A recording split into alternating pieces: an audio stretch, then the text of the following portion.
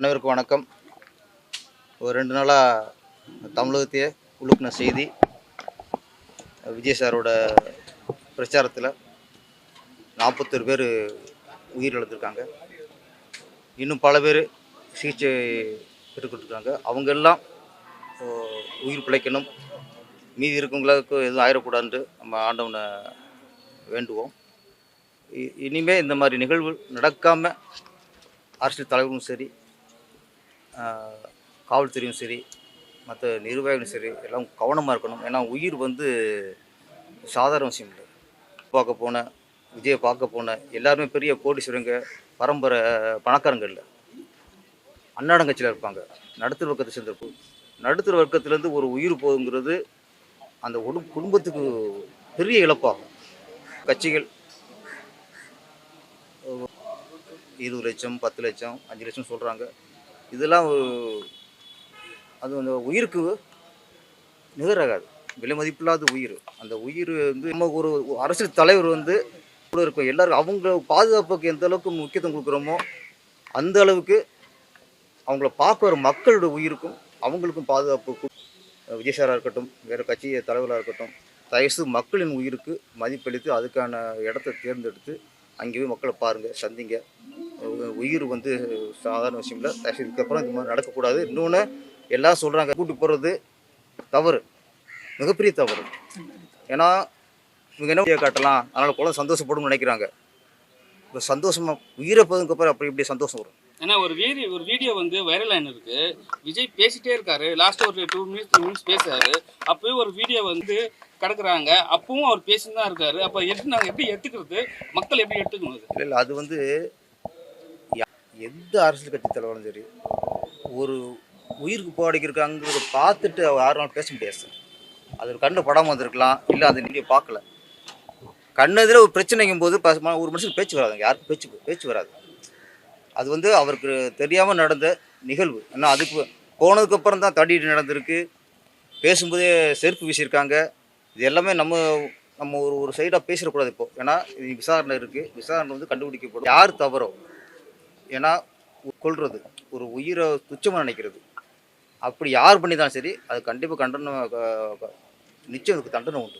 ஒரு தரப்பு current cut பண்ணாங்க, ஆம்புலன்ஸ் கூடையில் வந்தது, இடத்துல பிரச்சனைனா நிறைய குறை சொல்கிறாங்க. உங்கள் கருத்து? கரண்ட்டை கட் பண்ணுறங்கிறது அது எந்த சூழ்நிலை பொறுத்துன்னு அது விசாரிக்கணும். ஏன்னா ஒரு ஜென்ரேட்டர் ரூமில் அதிகமாக ஆள் போகும்போது அது ஷாக் அடிச்சிருங்கிற நினச்சி மக்களுக்கு ஆயிடக்கூடாதுன்ட்டு ஜென்ரேட்டர் ஆஃப் பண்ணியிருக்கலாம்.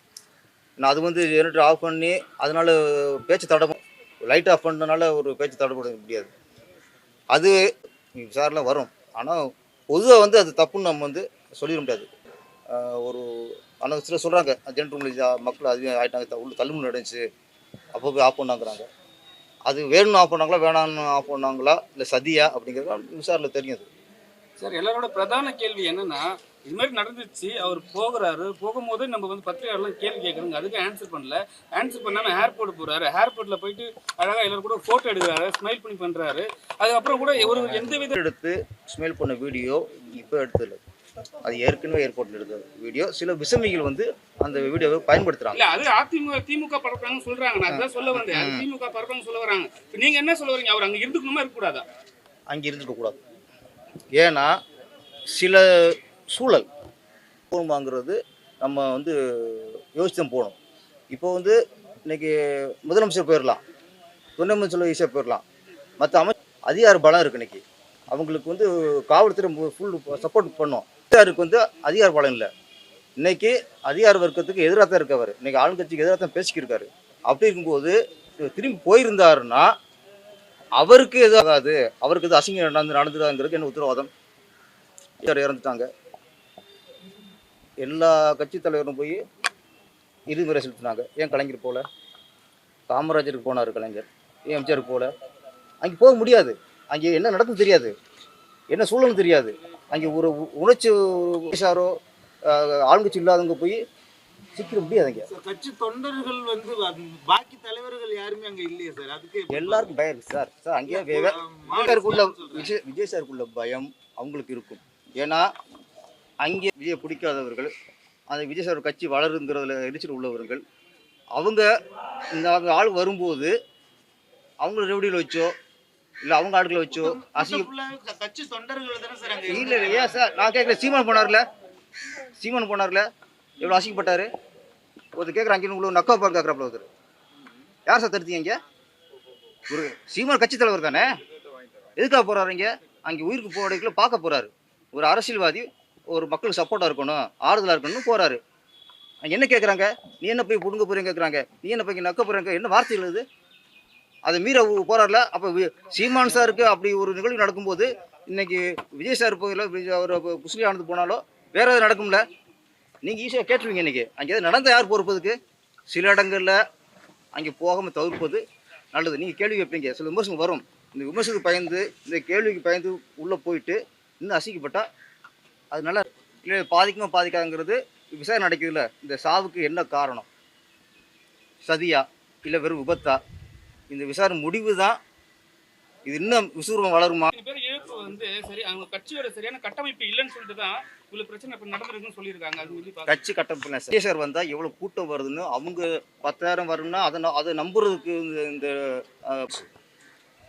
நாமக்கல் எவ்வளோ வந்தாங்க தெரியுமா உங்களுக்கு அப்போ கரூரில் எவ்வளோ வருவாங்கன்னு அவங்க விஜய் சார் சொல்லி தான் தெரியுமா உங்களுக்கு அப்போ அவங்க 10,000னாங்கன்னா நாமக்கல் எத்தனை ஆயிரம் பேர் வந்தாங்க திருச்சி எத்தனை ஆயிரம் பேர் வந்தாங்க இருக்கு அவர் லேட்டா வந்தா காரணம்ன்றாங்க லேட்டா சார் நான் வந்து சிவாங்க நாடகம் போட்டேன் நான் சிறு வயதில் 7 மணிக்கு கலைஞர் வர்றாரு அப்படின்னு சிவங்கில் போய் மேடை முன்ன உட்காந்துருக்கேன் 7 மணிக்கு சொன்னவர் 10:30 வந்திருக்கிறார் எந்த ஆசிரியர் சொல்லிட்டதுக்கு வராங்க எம்ஜிஆராக இருக்கட்டும் கலைஞராக இருக்கட்டும் ஜெயலலிதாவாக இருக்கட்டும் நடந்துச்சு சார் அதனால் லேட்டாக தப்புன்னு சொல்லாதீங்க நான் சொல்கிறது லேட்டாக வந்ததுனால தான் நடந்து ஒரு 19 ஒரு குற்றத்தை சாட்டக்கூடாது இடம் சரியில்லை சரியாக செயல்படலை காவல்துறை சரியாக செயல்படலை சார் ஏன்னா அந்த இடத்த கொடுத்துடக்கூடாது சார் அவங்க கேட்ட இடம் ஒரு லெட்ரு வந்திருக்கு சார் எல்லாத்துக்கும் வருது அவங்க கேட்ட இடம் வேற இந்த குருவான சந்துக்குள்ள கேட்கல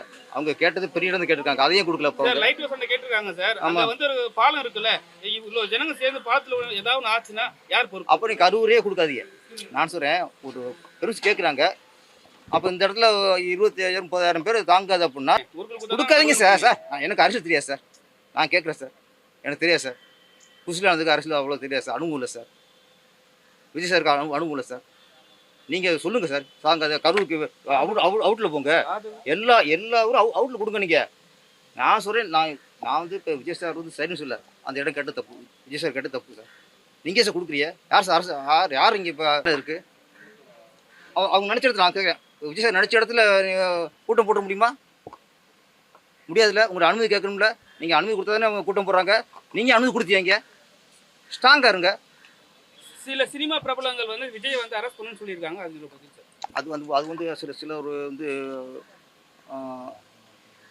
அது சில கால் பண்ணிச்சார் இன்னைக்கு நிறைய அரசியல்வாதி வெளியே தெரிய முடியாது எல்லாத்துக்கும் உள்ளதான் போடணும் இப்போ ஒவ்வொரு நிகழ்வுக்கும் போய் அரெஸ்ட் பண்ணுங்கன்னா இன்னைக்கு நான் கேட்கல எல்லாரும் கேட்குறாங்க இன்னைக்கு இதுக்கு நான் ராவோட ராவா தூக்கம் இல்லை உடனே கிளம்புன இதே முதலமைச்சர் கள்ளக்குறிச்சியில் 6 பேர் செத்தாங்கல்ல ஏன் போல உடனே ஏன் போல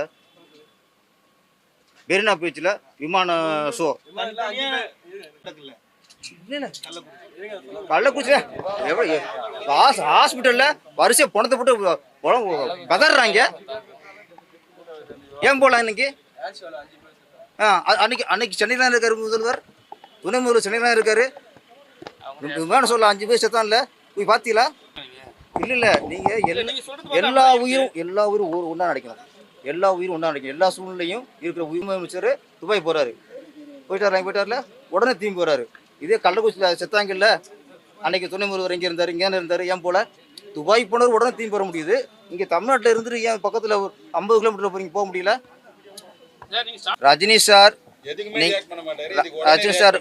பொறுத்த வரைக்கும் அவருக்கு என்ன ராசி தெரியுமா அவர் ரியாக்ட் பண்ணாலும் தப்பு ரியாக்ட் பண்ணலாம் தப்பு அவர் ராசி உடனே ட்விட்டரில் நீங்கள் போடலன்னா ரஜினி என்ன பண்ணுறாரு மற்றவங்களாம் குரல் கொடுக்குறாருல அவர் திமுக விழாக்கெல்லாம் போய் உட்காராருல இதுக்கே அவன் குரல் கொடுக்கலன்னு கேட்பிய அப்புறம் விஜய்க்கும் ரஜினி சாருக்கும் உள்ள பெர்சனல் பகையாண்டு இது பண்ணுவிய கொடுத்தாலும் தப்பு கொடுக்காட்டும் தப்பு ஏன் ஆன்சரேன் ஒரு மனுஷன் 40 பேர் இறந்துருக்காங்க அதுக்கு ஆறுதலாக அவங்க ஆத்ம சாந்தியிடருக்கு ஒரு ட்விட்டர் போட்டுக்காரு இது ஏன் கொடுத்தீங்கன்னு கேட்டால் இது என்ன போகிறது, எங்கே போகல, எங்கே போய் நாடு எங்கே போகிறது இல்லை இருக்கும்போது எனக்கு பிஆர் சொல்கிறார் காதில் வந்து, சார் இந்த மாதிரி நிகழ்ச்சி போயிருக்கேன் சார். அப்போ 29 பேர் இறந்தது எனக்கு சொன்ன செய்தி. இல்லை விழா முடியும் போது அது 35 தாண்டிடுச்சு. அப்போ இங்கே நான் சாதாரண ஒரு பேரரசு, நான் ஆடியோ ரிலீஸ் உட்காந்துருக்கேன், எனக்கு தகவல் வருது 29 இறந்துட்டாங்கட்டு. அப்போ சாதாரண பேரரசுக்கு வரும்போது அப்போ அங்கே ரஞ்சிதா வராதா? அது அதை தப்பு சொல்லக்கூடாது, உடனே ட்விட்டர் போகிற தப்பு சொல்லக்கூடாது.